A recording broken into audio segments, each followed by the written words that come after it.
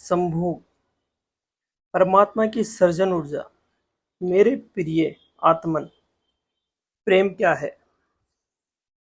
जीना और जानना आसान है, लेकिन कहना बहुत कठिन है। जैसे कोई मछली से पूछे कि सागर क्या है, तो मछली कह सकती है, यह है सागर, ये रहा चारों तरफ वही है। लेकिन कोई पूछे कि कहो क्या है, बताओ मत, तो बहुत कठिन हो जाएगा मछली को। आदमी के जीवन में श्रेष्ठ और श्रेष्ठ सुंदर है और सत्य है। उसे जिया जा सकता है, जाना जा सकता है, हुआ जा सकता है, लेकिन कहना बहुत मुश्किल है। और दुर्भाग्य यह है कि जिसमें जिया जाना चाहिए, जिसमें होना चाहिए, जिसमें हुआ जाना चाहिए, उसके संबंध में मनुष्य जाति 5-6 हजार वर्ष से केवल बातें ही कर रही है। प्रेम की बात चल प्रेम की बात चल रही है, प्रेम के गीत गाए जा रहे हैं, प्रेम के भजन गाए जा रहे हैं, और प्रेम का मनुष्य के जीवन में कोई स्थान नहीं। अगर आदमी के भीतर खोजने जाए तो प्रेम से ज्यादा असत्य शब्द दूसरा नहीं मिलेगा। और जिन लोगों ने प्रेम को असत्य सिद्ध कर दिया है, और जिन्होंने प्रेम की समस्त धाराओं को अवरुद्ध कर दिया है, और बड़ा दुर्भाग्य यह है कि लोग समझते हैं कि प्रेम के जन्मदाता भी है। धर्म प्रेम की बातें करता है, लेकिन आज तक जिस प्रकार का धर्म मनुष्य जाति के ऊपर दुर्भाग्य की भांति छाया हुआ है, उस धर्म ने ही मनुष्य के जीवन से प्रेम के सारे द्वार बंद कर दिए। और इस संबंध में पूरब और पश्चिम में कोई फर्क नहीं है, हिंदुस्तान में और न अमेरिका में कोई फर्क है। मनुष्य के जीवन में प्रेम की धारा प्रकट ही नहीं हो पाई, और न हो पाई तो हम दोष देते हैं कि मनुष्य ही बुरा है, इसलिए नहीं प्रकट हो पाई। हम दोष देते हैं कि यह मन ही जहर है, इसलिए प्रकट नहीं हो पाई कि मन जहर नहीं है। और जो लोग मन को जहर कहते हैं, उन्होंने ही प्रेम को जहरीला कर दिया, प्रेम को प्रकट नहीं होने दिया। मन जहर हो सकता है, इस जगत में कुछ भी जहर नहीं। परमात्मा के इस सारे उपक्रम में कुछ भी विष नहीं, सब अमृत है। लेकिन आदमी ने सारे अमृत को जहर कर लिया, और इस जहर करने में शिक्षक, साधु, संत, तथाकथित धार्मिक लोगों का सबसे ज्यादा हाथ है। इस बात को थोड़ा समझ लेना जरूरी है, क्योंकि अगर यह बात दिखाई न पड़े तो मनुष्य के जीवन में कभी भी प्रेम भविष्य में भी नहीं हो सकता। क्योंकि जिन कारणों से प्रेम नहीं पैदा हो सकता, उन्हीं कारणों को हम प्रेम प्रकट करने के आधार को कारण बना रहे हैं। हालतें ऐसी हैं कि गलत सिद्धांतों को अगर हजारों वर्ष तक दोहराया जाए, फिर हम ये भूल भी जाते हैं कि सिद्धांत गलत है, और दिखाई पड़ने लगता है कि आदमी गलत है, क्योंकि उन सिद्धांतों को पूरा नहीं कर पा रहे हैं। मैंने सुना है, एक सम्राट के महल के नीचे से एक पंखा बेचने वाला गुजरता था और जोर से चिल्ला रहा था कि अनूठे और अद्भुत पंखे मैंने निर्मित किए हैं, ऐसे पंखे कभी भी नहीं बनाए गए, ये पंखे देखे भी नहीं गए। सम्राट ने खिड़की से झांक कर देखा कि कौन है जो अनूठे पंखे ले आया है। सम्राट के पास सब तरह के पंखे थे, दुनिया के कोने कोने में जो मिल सकते थे। और जो नीचे देखा, गलियारे में खड़ा हुआ एक आदमी साधारण दो पैसे के पंखे होंगे, और चिल्ला रहा है कि अनूठे अद्वितीय पंखे। उस आदमी को ऊपर बुलाया गया और पूछा, इन पंखों में क्या खूबी है, दाम क्या है इन पंखों के? उस पंखे वाले ने कहा कि महाराज, दाम ज़्यादा नहीं है, पंखे को देखते हुए दाम बहुत कम है, सिर्फ 100 रुपये का पंखा है। सम्राट ने कहा, 100 रुपये? ये 2 पैसे का पंखा है जो बाजार में जगह जगह मिलता है, और 100 रुपये दाम क्या है इसकी खूबी? उस आदमी ने कहा, खूबी यह है, पंखा 100 वर्ष तक चलता है, 100 वर्ष के लिए गारंटी है, 100 वर्ष से कम अगर ये खराब होता है तो उसकी मेरी जिम्मेदारी है। 100 वर्ष से पहले ये खराब नहीं होगा।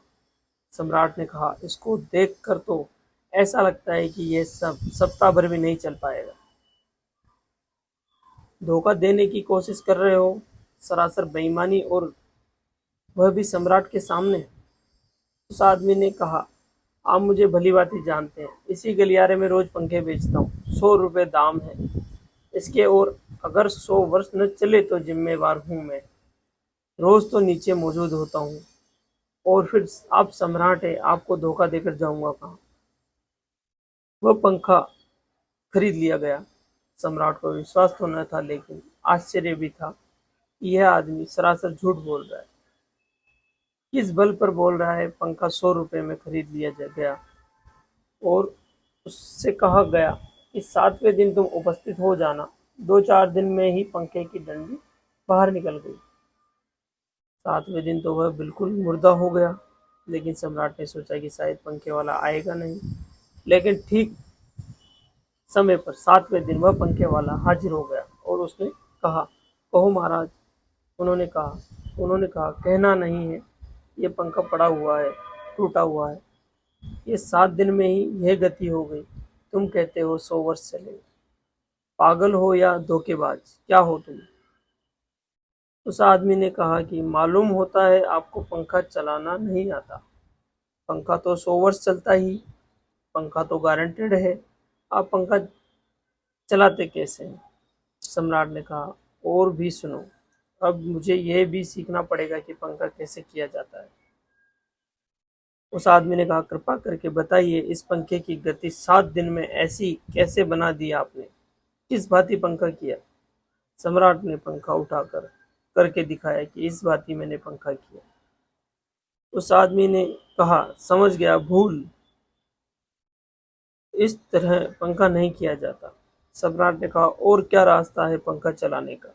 उस आदमी ने कहा, पंखा पकड़िए सामने और सिर को हिलाइए, पंखा 100 वर्ष चलेगा। आप सप्ताह हो जाएंगे, आप समाप्त हो जाएंगे, लेकिन पंखा बचेगा। पंखा गलत नहीं है, आपके चलाने का ढंग गलत है। यह आदमी पैदा हुआ है 5-6 हजार या 10,000 वर्ष की संस्कृति का। यह आदमी फल है, लेकिन संस्कृति गलत नहीं है। यह आदमी गलत है, आदमी मरता जा रहा है रोज, और संस्कृति की दुआई चलती चली जाती है कि महान संस्कृति, महान धर्म, महान सब कुछ, और उसका यह फल है। आदमी उसी संस्कृति से गुजरा हुआ है, और यह परिणाम है उसका। लेकिन नहीं, आदमी गलत है, और आदमी को बदलना चाहिए अपने को। और कोई कहने की हिम्मत नहीं उठाता कि कहीं ऐसा तो नहीं है कि 10,000 वर्षों में जो संस्कृति और धर्म आदमी को प्रेम से नहीं भर पाए, वह संस्कृति और धर्म गलत हो जाए। और अगर 10,000 वर्षों में आदमी प्रेम से नहीं भर पाया, तो आगे कोई संभावना ही नहीं है इसी धर्म और इसी संस्कृति के आधार पर कि आदमी कभी प्रेम से भर जाए। 10,000 वर्षों में जो नहीं हो पाया, वह आगे भी 10,000 वर्षों में होने वाला नहीं, क्योंकि आदमी यही है, कल भी यही होगा। आदमी हमेशा से वही है, और हमेशा यही होगा। और संस्कृति और धर्म जिनके हम नारे दिए चले जाते हैं, और संतों को, महात्माओं की जिनकी दुहाई दिए चले जाते हैं, सोचने के लिए कि हम तैयार नहीं हैं कि हमारे बुनियादी चिंतन की दिशा तो कहीं गलत नहीं है। मैं कहना चाहता हूँ कि वह गलत है, और गलत का सबूत यह आदमी, और क्या सबूत होता है? एक बीज को हम बोए और फल जहरीला और कड़वे हों तो क्या सिद्ध होता है? सिद्ध होता है कि वह बीज ही जहरीला और कड़वा हो रहा होगा। हालांकि बीज पता लगाना मुश्किल है कि उसमें जो फल पैदा होंगे वह कड़वे पैदा होंगे। बीज में कुछ खोज भी नहीं की जा सकती। बीज को तोड़ फोड़ कर कोई पता नहीं चलाया जा सकता कि इसमें जो फल होंगे वो कड़वे पैदा होंगे। बीज को बो 100 वर्ष लग जाए, वृक्ष होगा, बड़ा होगा, आकाश में फैलेगा, तब फल आएंगे, और तब पता चलेगा कि वे कड़वे हैं। 10,000 वर्ष से संस्कृति और धर्म के जो बीज बोए गए हैं, यह आदमी उसका फल है, और यह कड़वा है और घृणा से भरा हुआ है। लेकिन उसी की दुहाई दिए चले जाते हैं हम और सोचते हैं कि उससे प्रेम हो जाएगा। मैं आपसे कहना चाहता हूँ, उससे प्रेम नहीं हो सकता है, क्योंकि प्रेम के पैदा होने की जो बुनियादी संभावना धर्मों ने उसकी ही हत्या कर दी है और उसमें ही जहर घोल दिया है। मनुष्य से भी ज्यादा मेरे प्रेम पशु और पक्षियों में और पौधों में दिखाई पड़ता है, जिनके पास न कोई संस्कृति है न कोई धर्म है। संस्कृत और सुसंस्कृत और सभ्य मनुष्य की बजाय असभ्य और जंगल के आदमी से ज्यादा प्रेम दिखाई पड़ता है, जिसके पास न कोई विकसित धर्म है, न कोई सभ्यता है, न कोई संस्कृति है। जितना आदमी सभ्य, सुसंस्कृत और तथाकथित धर्मों के प्रभाव में मंदिरों और चर्चों में प्राथमिक प्रार्थना करने लगता है, उतना ही प्रेम से शून्य क्यों होता चला जाता है? जरूर कुछ कारण है, और दो कारण पर मैं विचार करना चाहता हूँ। अगर वे ख्याल में आ जाएं, तो प्रेम के अवरुद्ध स्रोत टूट सकते हैं और प्रेम की गंगा बह सकती है। वह हर आदमी के भीतर है, उसे कहीं से लाना नहीं पड़ता। प्रेम कोई ऐसी बात नहीं है कि कहीं खोजने जाना है उसे। वह है प्राणों की प्यास, हर एक के भीतर। वह प्राणों की सुगंध है प्रत्येक के भीतर, लेकिन चारों तरफ से परकोटा है उसके, और वह परकोटा नहीं हो पाती, वह प्रकट नहीं हो पाती। सब तरफ पत्थर की दीवार है और वे झरने नहीं फूट पाते। तो प्रेम की खोज और प्रेम की साधना कोई पॉजिटिव, कोई विधायक खोज और साधना नहीं है कि हम जाएं और कहीं प्रेम सीख लें। एक मूर्तिकार एक पत्थर को तोड़ रहा है। कोई देखने गया था कि मूर्ति कैसे बनाई जाती है। उसने देखा कि मूर्ति तो बिल्कुल नहीं बनाई जा रही, सिर्फ छेनी हथौड़े से पत्थर तोड़ा जा रहा है। तो उस आदमी ने पूछा कि यह आप क्या कर रहे हैं? मूर्ति नहीं बनाएंगे? मैं तो मूर्ति को बनते देखने आया हूँ। आप तो सिर्फ पत्थर तोड़ रहे हैं। उसमें मूर्तिकार ने कहा कि मूर्ति तो पत्थर के भीतर छिपी हुई है, उसे बनाने की जरूरत नहीं है। सिर्फ उसके ऊपर जो व्यर्थ पत्थर जुड़ा हुआ है उसे अलग कर देने की जरूरत है और मूर्ति प्रकट हो जाएगी। मूर्ति बनाई नहीं जाती, मूर्ति सिर्फ आविष्कृत होती है, डिस्कवर होती है, अनावृत होती है, उजाड़ी जाती है। मनुष्य के भीतर प्रेम छिपा है, सिर्फ उजाड़ने की बात है, उसे पैदा करने का सवाल नहीं है। अनावृत करने की बात है। कुछ है जो हमने ऊपर से ओढ़ा हुआ है, जो उसे प्रकट नहीं होने देता। एक चिकित्सक से जाकर आप पूछें कि स्वास्थ्य क्या है, और दुनिया का कोई चिकित्सक नहीं बता सकता कि स्वास्थ्य क्या है। बड़े आश्चर्य की बात है,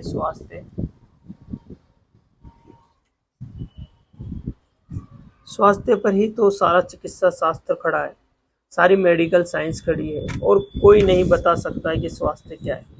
लेकिन चिकित्सक से पूछें कि स्वास्थ्य क्या है तो वह कहेगा बीमारियों के बाबत हम बता सकते हैं कि बीमारियां क्या है, उनके लक्षण हमें पता है। एक एक बीमारी की अलग अलग परिभाषा होती है। स्वास्थ्य का हमें कोई पता नहीं।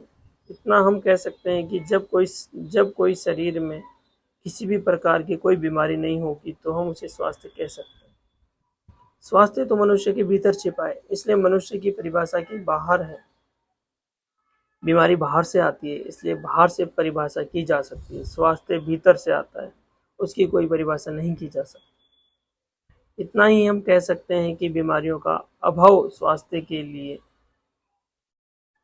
लेकिन यह स्वास्थ्य की कहाँ परिभाषा हुई? स्वास्थ्य के संबंध में तो हमने कुछ भी नहीं कहा कि बीमारियां नहीं हैं तो बीमारियों के संबंध में कहा।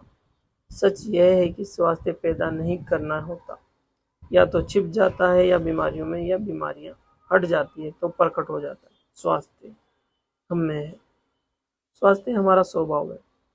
प्रेम हमसे, प्रेम हमारा स्वभाव है।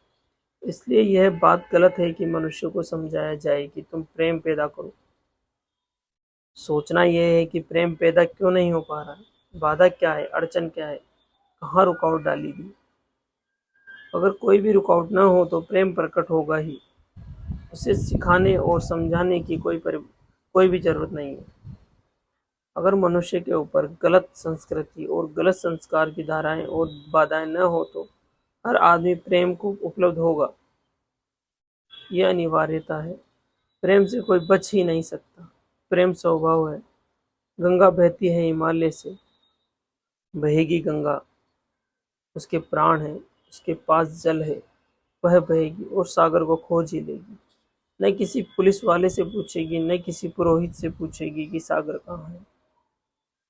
देखा किसी गंगा को चौरस्ते पर खड़े होकर पूछते कि सागर कहाँ है?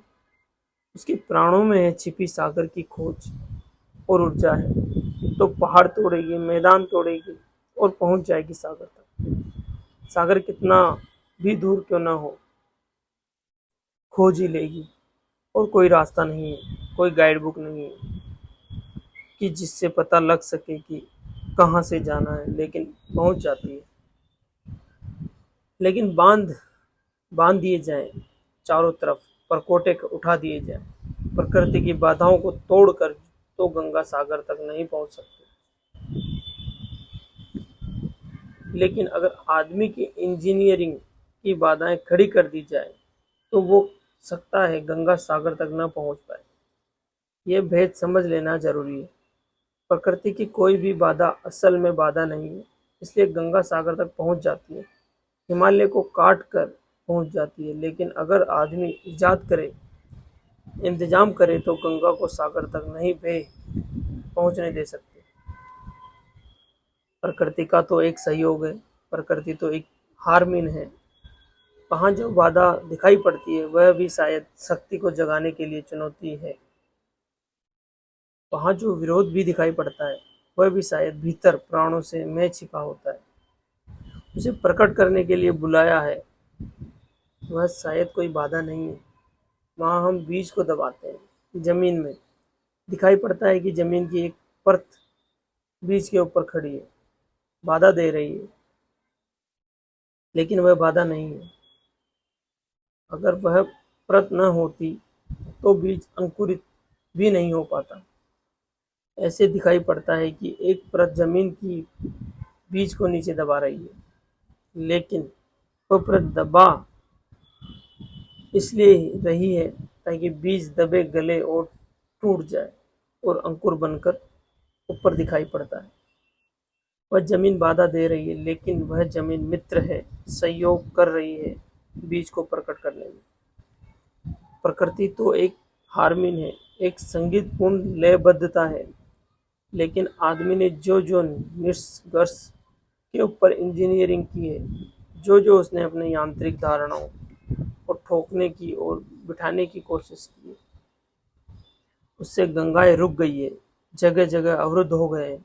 और फिर आदमी को दोष दिया जाता है कि बीज को दोष देने की जरूरत नहीं है।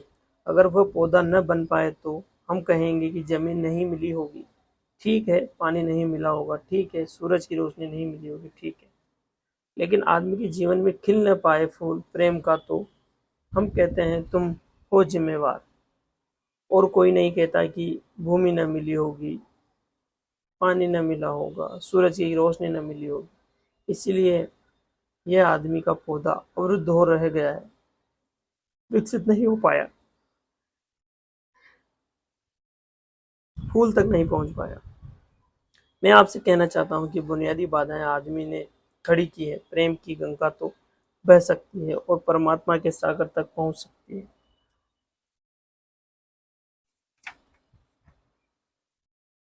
आदमी बना इसलिए है कि वह बहे और प्रेम और परमात्मा तक पहुंच जाए, लेकिन हमने कोई सी बाधाएं खड़ी कर दी। पहली बात, आज तक मनुष्य की सारी संस्कृति ने सेक्स का काम, वासना का विरोध किया है। इसी विरोध ने मनुष्यों के भीतर प्रेम के जन्म की संभावना तोड़ दी है, नष्ट कर दी है। निदेश है, क्योंकि सच्चाई यह है कि प्रेम की सारी यात्राएं प्राथमिकता बिंदु काम है सेक्स। प्रेम की यात्रा का जन्म गंगोत्री, जहाँ से गंगा पैदा होगी।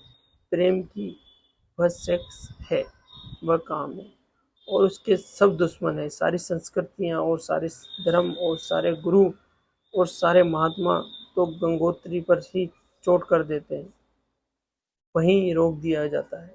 पाप है, काम अधम, काम जहर है, और हमने सोचा भी नहीं कि काम की ऊर्जा ही सेक्स एनर्जी की अंतत प्रेम में परिवर्तित होती है और रूपांतरित करती है।